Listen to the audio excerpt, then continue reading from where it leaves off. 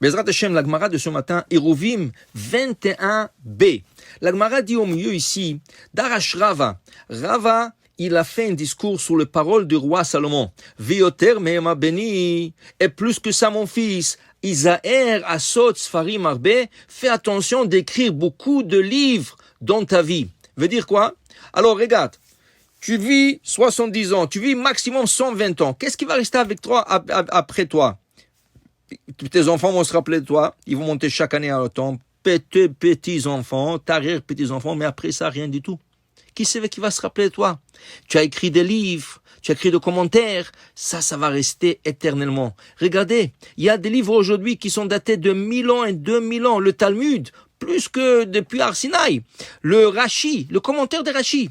950 ans et plus, right? Et Rashi, il a commenté la Torah, il a commenté le Nivim, le prophète, il a commenté la Mishnah, il a commenté la Gemara. Où tu as pas trouvé Rashi? Même le gouvernement de France ont honoré Rashi avec un timbre pour l'honorer pour tout ce qu'il a fait comme œuvre dans sa vie. Et il y a beaucoup de Rishonim, malheureusement, il y a beaucoup aussi des livres qui ont disparu.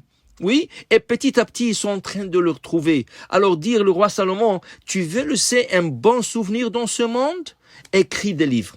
Mais vient la Gemara, et la Gemara sort le pshat de ce pasouk sur une autre dimension. Elle dit, Beni zer bedivre besfarim, fais attention à écrire des livres. Non, Isaer bedivre sofrim, fais attention aux paroles de nos sages, aux paroles de rabbins.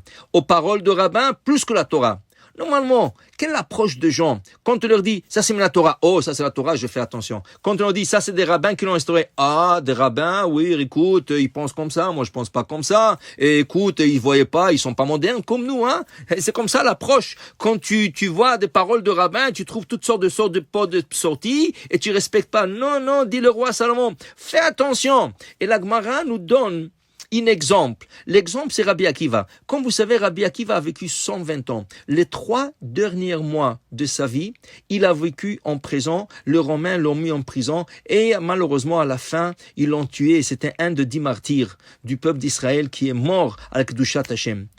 Pendant ces 3 mois, il y avait son élève Rabbi Yoshua qui venait prendre les derniers enseignements de son rabbi. Chaque jour, il venait avec une miche de pain, avec un pichet plein d'eau.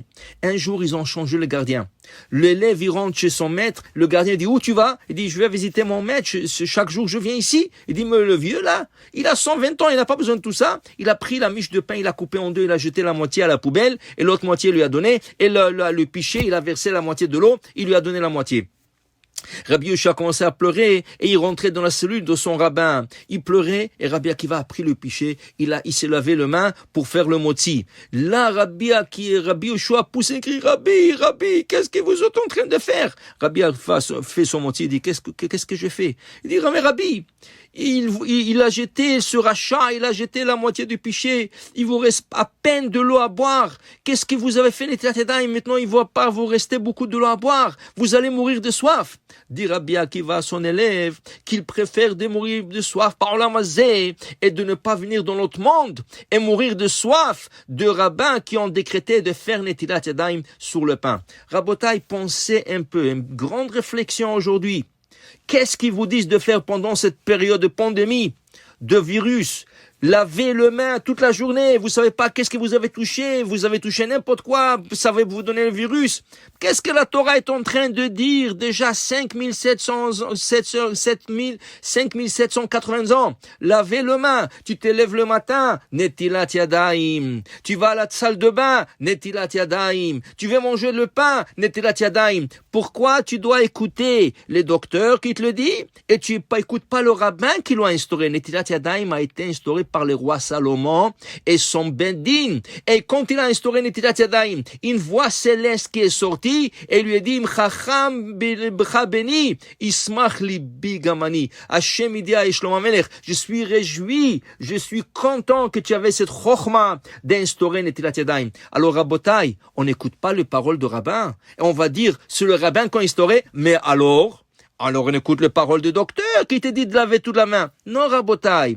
Faites attention, Bédivré, Sofrim, faites attention, qu'est-ce que le rabbin ont instauré? Car tout ce que le rabbin ont instauré, Divré Elohim Chaim. Ils l'ont instauré parce qu'ils ont vu des choses.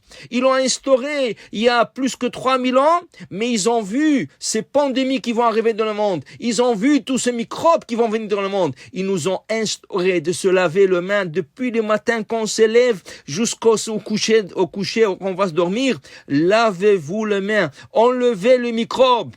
À la fois de microbes biologiques et le microbe spirituel. Et si on fait attention, Rabotai, vous n'allez pas tomber malade. Et c'est ça. L'hygiène de la Torah, c'est la vraie hygiène. Alors pour dire, il faut jamais dire, c'est les rabbins qui l'ont instauré. Et ainsi, beaucoup de mitzvot que Chachamim ont vu qu'on doit faire. Quelle est la première chose qu'on fait quand on se lève le matin? On dit, Modéani lefanecha melechai vekayam shechezata binishmati bechemla rabba emunatecha. Combien de mots il y a dans ce passage? Le premier passage du matin, 12 mots. Combien de temps ça prend pour dire ça? Peut-être 10 secondes, 5 secondes, je sais pas, dépendamment. Vous savez qu'est-ce que la médecine elle dit d'aujourd'hui? Quand quelqu'un se lève, il faut pas qu'il se lève de suite parce que il est en train de troubler son corps. Il faut s'asseoir sur le lit, que le sang descend dans son corps et là il se reprend la force et il se lève de lit. Combien de temps ils disent? 12 secondes. Mais Ramim l'ont instauré il y a plus que 3000 ans. 12 secondes, c'est le temps de dire Modé ani lefanecha melechai vekayam shechzarta binishmati bechemla rabba emunatecha. Rabotai, Chachamim l'ont vu avant que la médecine l'a découvert. Alors qu'est-ce qu'on va dire? Non, c'est des rabbins, ils savent pas qu'est-ce qu'ils sont en train de dire. Ils avaient des yeux avec le voir en espace de temps, c'est qui va arriver à la fin de temps. Alors Isaïe béni, le roi Salomon et la Gemara ce matin nous enseignent, fais attention aux paroles de rabbin. Tout ce que le rabbin ont instauré et ont dit, il y a une raison. Peut-être tu la comprends pas, mais dénigre pas et dis pas c'est des humains, c'est des grands rabbins, c'est un Sheikh Nesta Gedola. Chacun parmi eux connaissait 70 langues. Chacun parmi eux connaissait la sorcellerie. Chacun parmi eux connaissait toute la Torah par cœur et encore et encore et encore. Pour dire, faisons attention aux paroles de nos rabbins, aux paroles de nos sages qui ont instauré tout ce qu'on est en train de pratiquer depuis le lever, de quand on se lève jusqu'au coucher, quand on va se coucher, et Bezrat Hashem, on sera tous protégés, Bisrutam, Bisrut Kol Tanaim Vamoraim, Amen Keni Ratzon.